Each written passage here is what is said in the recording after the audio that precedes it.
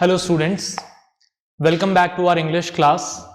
Today we are going to start a new chapter from our first flight book, and the name of the chapter is Glimpses of India. Okay, this chapter is divided into three parts. इस chapter में तीन अलग अलग incidents दिए हुए हैं India के अलग अलग जगहों के बारे में. ठीक है, तो चैप्टर का जो फर्स्ट पार्ट है वो फर्स्ट पार्ट है अ बेकर फ्रॉम गोवा, जो बेसिकली गोवा के बेकरीज की कहानी है. ठीक है, जब भी हम लोग गोवा वर्ड सुनते हैं या गोवा का नाम सुनते हैं तो नेचुरली हमारे दिमाग में क्या आता है? हमारे दिमाग में आते हैं बीचेस, हमारे माइंड में आता है पार्टी एनवायरनमेंट. ठीक है, हमारे दिमाग में आता है फन एंड एंजॉयमेंट. लेकिन अगर हम थोड़े से फैक्चुअल नॉलेज की बात करें तो गोवा जो है, Goa is famous for its breads. ठीक है, बीचेस तो है ही गोवा की स्पेशलिटी, लेकिन उन बीचेस के अलावा अगर हम गोवा की बात करें तो गोवा को एक और चीज के लिए पहचाना जाता है और वो है गोवा की ब्रेड्स. ठीक है, इनफैक्ट ब्रेड्स ही क्या, अगर हम पूरे इंडिया की बात करें तो इंडियंस को जो बेकरी का, बेकिंग का कॉन्सेप्ट सिखाया, वो कॉन्सेप्ट किसने सिखाया? वो कॉन्सेप्ट कहीं ना कहीं सिखाया था गोवा ने, बिकॉज गोवा जो था it was capital of Portuguese. ठीक है, और इंडिया में बेकिंग का जो पूरा का पूरा कॉन्सेप्ट आया, ये पूरा कॉन्सेप्ट लेकर आए थे पोर्टुगीज लोग. ठीक है, तो इन पोर्टुगीज लोगों की वजह से आज हम बेकिंग को जानते हैं. ये जो केक्स हम खाते हैं, जो ब्रेड्स हम खाते हैं, इसका कहीं ना कहीं जो क्रेडिट है वो क्रेडिट मिलना चाहिए पोर्टुगीज को. ठीक है, जिन्होंने इंडिया को ये बेकिंग का कल्चर सिखाया. और क्योंकि पोर्टुगीज लोग जो थे वो सबसे पहले इंडिया में गोवा में आकर बसे थे, इसलिए गोवा की हिस्ट्री में, गोवा के कल्चर में उस बेकिंग का, ठीक है, उस ब्रेड का एक बहुत इंपॉर्टेंट रोल है. ठीक है, तो समझते हैं, देखते हैं क्या रोल है गोवा में ब्रेड्स का, बेकिंग का. ठीक है, इस चैप्टर के थ्रू अपनी बुक ओपन करिए और मेरे साथ साथ रीड करना स्टार्ट करें. A baker from Goa. This is a pan portrait of a traditional Goan village baker who still has an important place in his society. ये जो चैप्टर है, this chapter is basically a pan portrait of a traditional Goan village baker. एक गोवा के traditional Goa के गांव के baker का pan portrait है जो आज भी सोसाइटी में एक इंपॉर्टेंट प्लेस होल्ड करता है. Let's begin.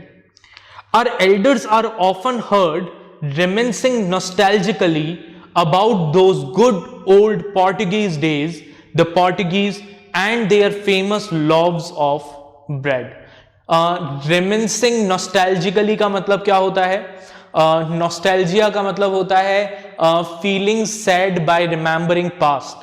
Past को याद करके sad feel करना, that is nostalgia. तो अक्सर आज भी गांव के गोवा के जो एल्डर्स हैं वो अक्सर नॉस्टैल्जिकली उन पुराने समय को याद करते हैं, उन पोर्टुगीज डेज को याद करते हैं, उन पोर्टुगीज के famous loaves of bread, bread के पीसेस को याद करते हैं. Those eaters of loaves might have vanished but the makers are still there. अब पोर्टुगीज तो गोवा से जा चुके हैं, ठीक है, खत्म हो चुके हैं, लेकिन जो मेकर्स हैं, जो उन ब्रेड्स को बनाते हैं, वो लोग आज भी गोवा में प्रेजेंट हैं. We still have amongst us the mixers, the moulders and those who bake the loaves. आज भी गोवा में वो लोग हैं जो ब्रेड बनाने के लिए फ्लावर को मिक्स करने का काम करते हैं, ठीक है, फ्लावर को, आटे को मोल्ड करने का, शेप देने का काम करते हैं, या फिर वो लोग हैं जो ब्रेड्स को बेक करने का काम करते हैं. Those age old time tested furnace still exist. वो पुरानी time tested furnace, time tested furnace मतलब, फर्नेस का मतलब होता है भट्टियां, ठीक है, जिसमें ब्रेड्स को बेक किया जाता था. तो टाइम टेस्टेड फर्नेस मतलब जो इतने सालों के टाइम का जो इफेक्ट था उसको सहन करती हुई आई है, ठीक है. Those time tested furnace are still exist, वो अभी भी एग्जिस्ट करती हैं. The fire in the furnaces has not yet been extinguished. उन फर्नेसेस की जो फायर है, उन भट्टियों की जो आग है, वो अभी तक एक्सटिंग्विश नहीं हुई है. द थर्ड and jingle of traditional baker's bamboo hurdling his arrival in the morning can still be heard in some places. The third and jingle means sounds, आवाजें हैं, ठीक है. तो जो एक ट्रेडिशनल बेकर है, वो ट्रेडिशनल बेकर क्या करता था, अपने साथ एक बैम्बू स्टिक रखता था, ठीक है, जिसको वो जमीन पर मारकर एक अलग सी आवाज निकालता था, जिससे ये पता लगता था कि बेकर आ चुका है. सो द थर्ड and jingle of traditional bakers bamboo heralding. Heralding means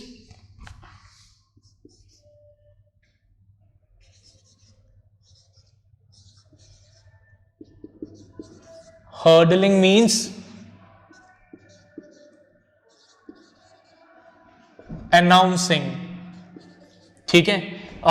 तो वो आवाज अनाउंस करती थी कि भाई बेकर आ चुका है. So that sound can still be heard in morning.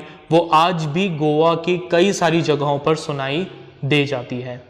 May be the father is not alive but the son still carries on the family profession, ठीक है.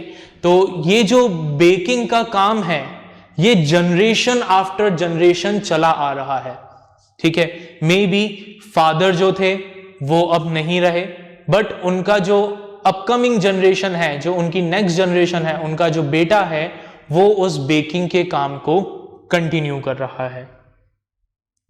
These bakers are even today known as padder in Goa, ठीक है. इन bakers को गोवा में किस नाम से जाना जाता है, ठीक है, हम यहां पर लिख लेते हैं. These bakers are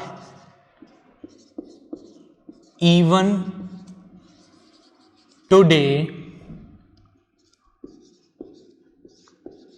known as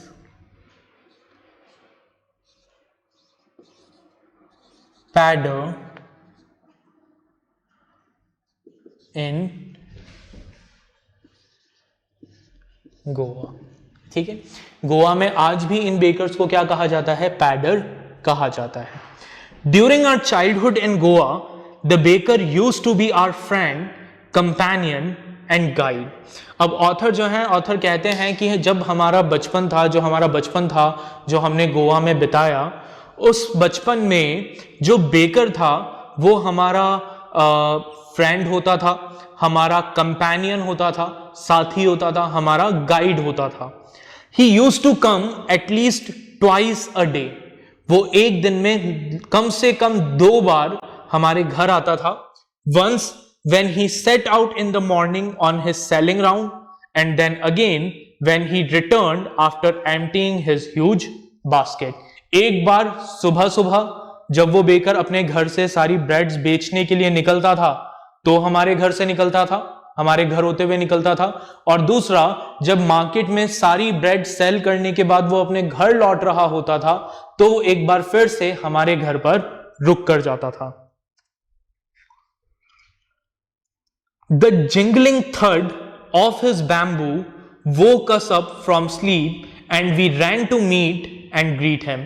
उसके जो बैम्बू की जिंगलिंग थड थी, जो आवाज थी, छन छन की आवाज थी, वो आवाज हमें नींद से जगाया करती थी और हम सब लोग भागकर उसको ग्रीट करने, उससे मिलने जाया करते थे।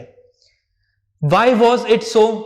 और ऐसा क्यों था कि ये सब लोग नींद छोड़कर सुबह सुबह उठकर जैसे ही बेकर की आवाज सुनते थे भागकर उससे बेकर से मिलने जाते थे? ठीक है, उसका रीजन था। क्या रीजन था? Was it for the love of the loaf? क्या ये सिर्फ ब्रेड के लिए इनका प्यार था जिस वजह से ये अपनी नींद छोड़कर सुबह सुबह उस बेकर से मिलने के लिए भागते थे?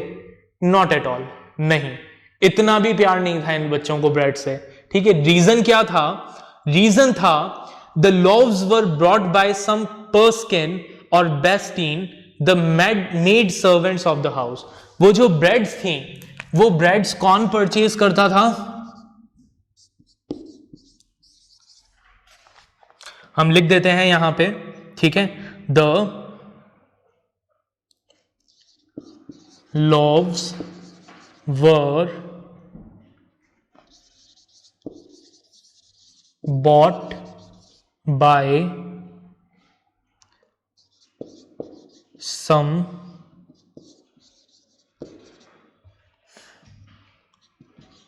Paskin or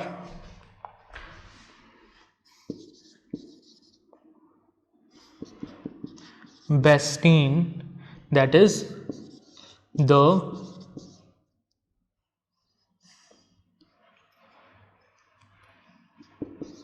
maid servants।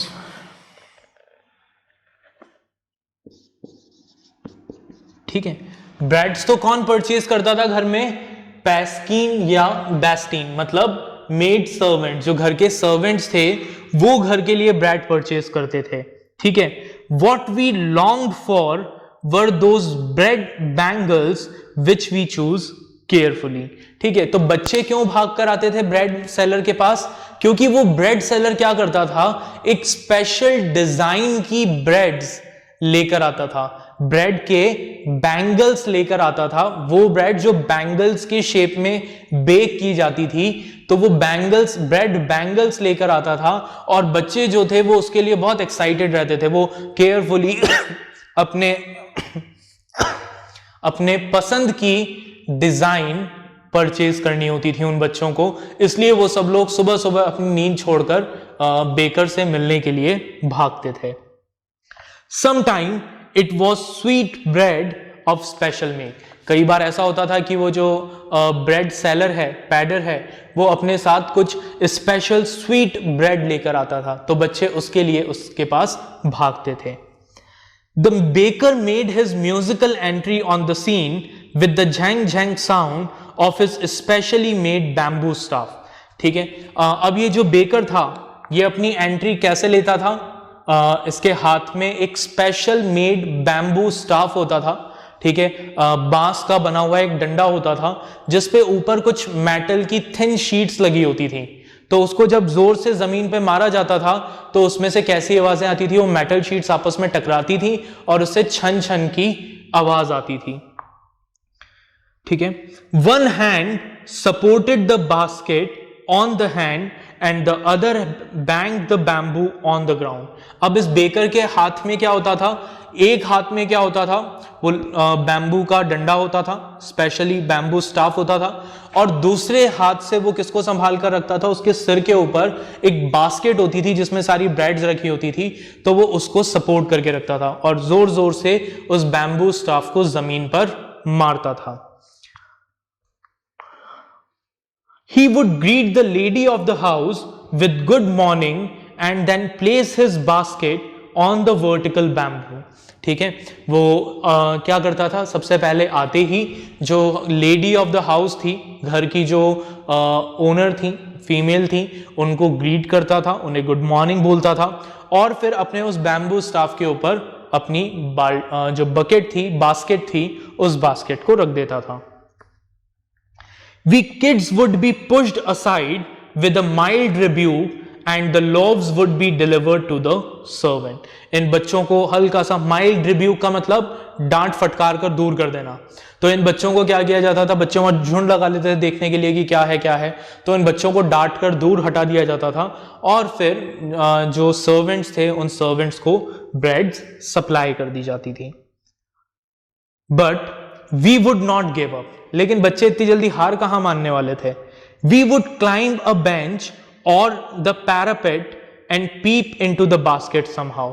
ये किसी बेंच पर चढ़ जाते थे या पास में जो डोली होती थी उस डोली पर चढ़ जाते थे और झांक कर देखने की कोशिश करते थे कि वो जो बेकर है वो आज अपने बास्केट में क्या स्पेशल रखकर लेकर आया है। I can still recall the typical fragrance of those loaves. जो हमारा ऑथर है वो कहता है कि मैं आज भी उन ब्रेड्स के फ्रेगनेंस को, खुशबू को फील कर सकता हूं, महसूस कर सकता हूं। Loaves for the elders and the bangles for the children. बड़ों के लिए ब्रेड लोव्स और बच्चों के लिए bread bangles. Then we did not even care to brush our teeth or wash our mouths properly. ठीक है, और उस समय ये मतलब इतने एक्साइटेड रहते थे ब्रेड्स के लिए कि अपना मुंह भी नहीं धोते थे, अपने दांतों को ब्रश भी नहीं करते थे। जैसे ही बेकर की आवाज सुनते थे भागकर बेकर के पास आ जाते थे। एंड वाई शुड वी, और करे भी क्यों दांत साफ, ठीक है, क्या जरूरत है दांत साफ करने की, ठीक है। We would, who would take the trouble of plucking the mango leaf for the toothbrush. कौन इतनी मेहनत करे कि भाई मैंगो के पेड़ पर चढ़े, उसकी लीफ को तोड़े उस टूथब्रश के लिए। And why was it necessary at all, और ये जरूरी भी क्या था। छोटे बच्चों को होता है ना कि क्यों दांतों को साफ करें, क्या जरूरत है, क्या होता है, कोई फर्क नहीं पड़ता। The tiger never brushed his teeth. कभी देखा है किसी टाइगर को अपने टीथ को ब्रश करते हुए, लेकिन फिर भी उसके टीथ कितने शार्प होते हैं।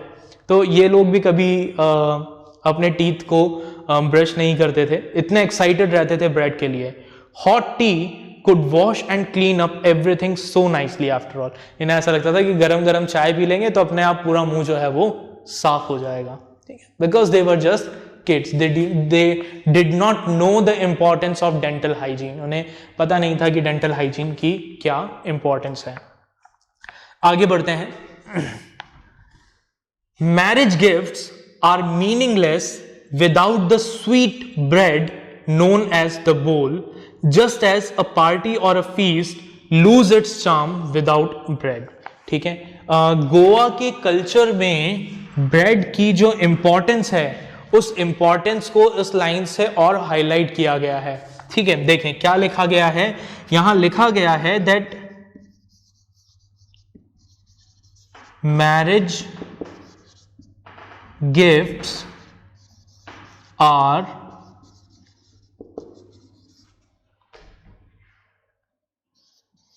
meaningless without the sweet bread known as the बोल।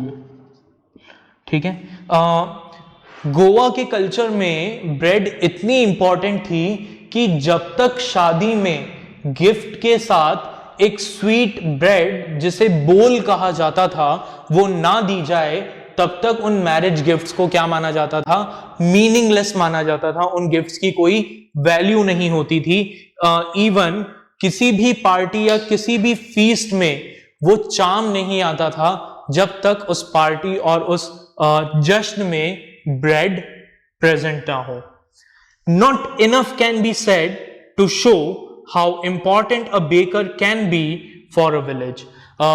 एक बेकर गोवन कल्चर में, गांव के कल्चर में, गोवा के गांव के कल्चर में कितना इंपॉर्टेंट था इस बात को वर्ड्स में डिफाइन नहीं किया जा सकता था। The lady of the house must prepare sandwiches on the occasion of her daughter's engagement. ठीक है, यह भी उनका कस्टम था। क्या कस्टम था? That the lady of the house must prepare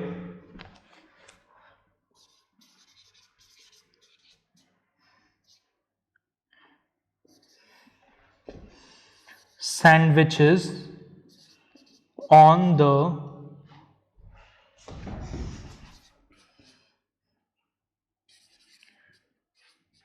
occasion of her daughter's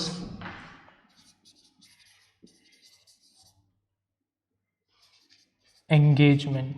ठीक है, जो लेडी ऑफ द हाउस थी उससे ये एक्सपेक्ट किया जाता था कि वो सैंडविच प्रिपेयर करेंगी, कब? On the occasion of her daughter's engagement, अपनी डॉटर के एंगेजमेंट पर वो क्या करेंगी? She will prepare sandwiches. ठीक है, केक्स एंड बॉल एंड हार्स are a must for Christmas as well as other festivals. ठीक है, केक्स और बॉल एंड हार्स, बॉल एंड हार्स क्या होती है? स्वीट ब्रेड होती है, एक तरह की ब्रेड से बनी हुई डिश है। ठीक है, वो क्या होती थी? कंपल्सरी होती थी on Christmas as well as other festivals. Thus, the presence of the baker's furnace in the village is absolutely essential. तो गांव में जो प्रेजेंस थी किसकी? बेकर की, फर्नेस की, that was essential. वो क्या थी? essential थी, कंपल्सरी थी। इतना इंपॉर्टेंट था ब्रेड और बेकिंग गोवा के कल्चर में। The baker or bread seller of those days had a peculiar dress known as the kabai. अब जो बेकर्स थे, ठीक है, उनकी क्या थी? एक स्पेशल ड्रेस थी, ठीक है, जिसका नाम था कबाई। ठीक है, कबाई क्या था?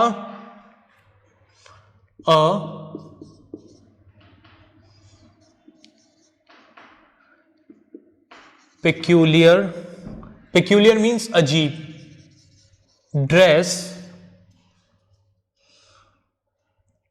ऑफ बेकर और ब्रेड सेलर। ठीक है, बेकर या ब्रेड सेलर्स की एक स्पेशल ड्रेस थी जिसे कबाई कहा जाता था। It was a single piece long frock reaching down to the knees. ठीक है, क्या थी वो ड्रेस? एक सिंगल पीस लॉन्ग फ्रॉक थी, ठीक है, वन पीस ड्रेस थी जो घुटनों तक आती थी। ठीक है, in our childhood we saw bakers wearing a shirt and trousers which were shorter than full length ones and longer than half pants. और ऑथर कहते हैं कि हमारे बचपन में हमने ब्रेड सेलर्स को देखा कि वो एक शर्ट पहनते थे और क्या पहनते थे? एक पैंट पहनते थे जो फुल लेंथ पैंट से छोटी होती थी और हाफ पैंट से बड़ी होती थी। ठीक है, मतलब आज के टाइम पर हम जैसे कैपरी कहते हैं वो पहना करते थे वो लोग। Even today, anyone who wears a half pant which reaches just below the knees invites the comment that he is dressed like a pader. Even आज भी अगर गोवा में कोई इंसान ऐसे शॉर्ट्स पहनता है जो उसके घुटनों तक पहुंचती हो, घुटनों की लेंथ तक की होती हो, तो कोई ना कोई उसे बोल ही देता है that you are dressed like a पैडर, कि तुम एक पैडर की तरह ड्रेस्ड हो। The baker usually collected his bills at the end of the month. Baker जो थे वो यूजुअली अपना जो बिल थे वो end of the month collect करते थे, मतलब पूरे मंथ ब्रेड सप्लाई करते थे और लास्ट में मंथ के एंड में एक साथ पैसा लेते थे। Monthly accounts used to be recorded on some wall in pencil. जो मंथली अकाउंट होता था, कब कितनी ब्रेड परचेज की गई, ली गई, उसका जो रिकॉर्ड था वो किसी दीवार पर पेंसिल से मेंटेन करके रखा जाता था। Baking was indeed a profitable profession in old days. पुराने समय में बेकिंग वो क्या था? एक बहुत ही प्रॉफिटेबल प्रोफेशन था, पैसे वाला काम था। The baker and his family never starved. ठीक है, कभी भी कोई भी बेकर भूखा नहीं रहा। ठीक है, he, his family and their servants always look happy and prosperous. ठीक है, बेकर, उसकी फैमिली, उसके सर्वेंट्स हमेशा कैसे लगते थे? हैप्पी और प्रॉस्परस लगते थे। देयर प्लम्प फिजिक मतलब मोटे, ठीक है, मोटे तगड़े। तो उनकी जो प्लम्प फिजिक थी was an open testimony to this, वो इस बात को प्रूव करती थी that baking was indeed a profitable profession, एक पैसे वाला काम है, ठीक है। Even today any person with a jackfruit like physical appearance is easily compare to a baker. Even कि आज भी अगर कोई ऐसे हट्टा कट्टा हो बहुत ज्यादा, तो गोवा में उसको किससे कंपेयर किया जाता है? He is compare to a baker, ठीक है। तो ये था हमारा फर्स्ट पार्ट इस चैप्टर का, ग्लिम्पसेस ऑफ इंडिया का, अ बेकर फ्रॉम गोवा, जहां पर हमने गोवा के कल्चर में ब्रेड की इंपॉर्टेंस को पढ़ा, ठीक है। आई होप आपको ये स्टोरी, ये पार्ट समझ में आया होगा। इसे एक बार दोबारा रीड करिएगा और इसके जो क्वेश्चन आंसर्स आपको गिवन हैं बुक में, उन क्वेश्चन आंसर्स को प्रैक्टिस करिएगा। फिर नेक्स्ट लेक्चर में हम इसी चैप्टर के सेकेंड पार्ट को डिस्कस करेंगे, जो है क्रूग, ठीक है। So will meet in the next class. Till then, bye everyone.